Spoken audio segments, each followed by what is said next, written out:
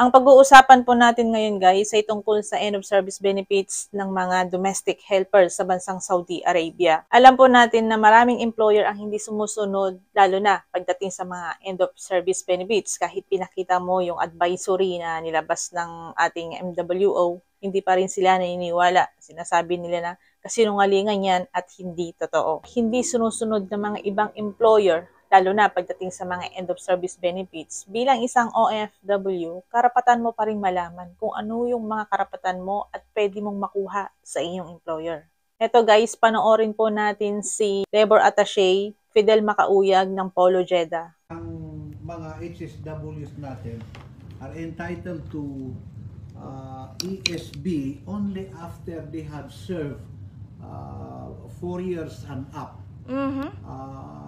Doon sa kanilang employer, the same employer.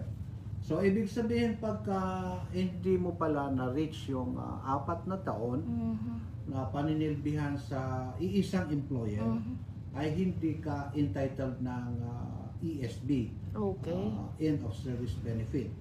Ngayon, magkano naman kaya ang kanilang ESB? Well, that's, mabuti at meron, pero for me it's not big enough or not enough.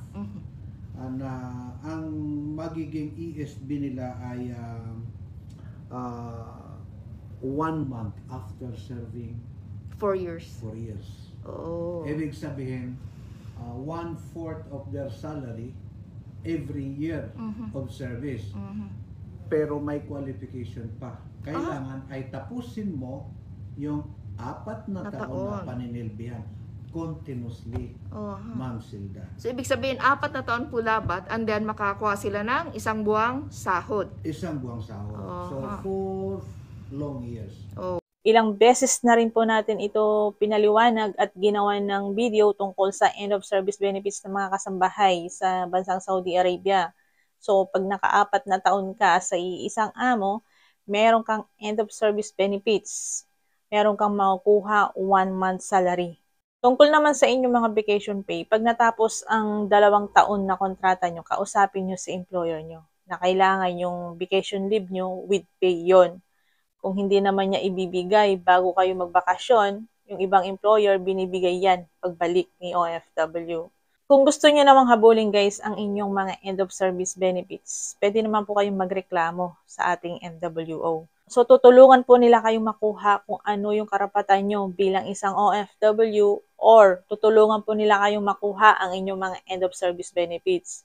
May mga nagtatanong din po sa akin na umabot na sila ng 30 years, 28 years, nasa Saudi Arabia pa rin sila. Hindi sila nagbakasyon kahit 1 beses. Tinatanong nila kung meron ba daw silang end of service benefits or ESB na makukuha. Kabayan, napakalaking end of service benefits ang makukuha mo. Kaya ilaban mo yan bago ka umuwi ng Pilipinas. Sabi nila, pag nasa Pilipinas ka na raw, may hirapan ka ng kunin ang inyong end of service benefits pag doon mo nireklamo.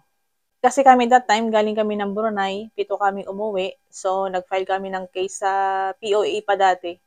Nag-file kami ng case against sa agency namin. So, agency yung humarap sa amin. Hindi binayaran yung overtime, tsaka hindi namin nakuha yung end of service benefits namin.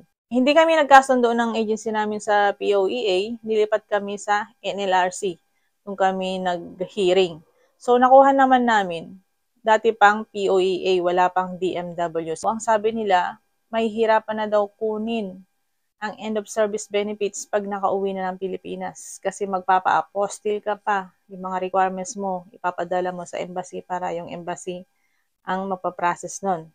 Pero dati kasi ang ginawa namin, talagang nag-hearing kami, agency yung nagipagharap sa amin. Yung agency naman ang ginawa, kinulit si employer. So yun guys, kahit hindi sumusunod ang ibang employer, bilang ikaw ay isang OFW, karapatan mo pa ring malaman kung ano ang dapat mong makuha sa iyong employer.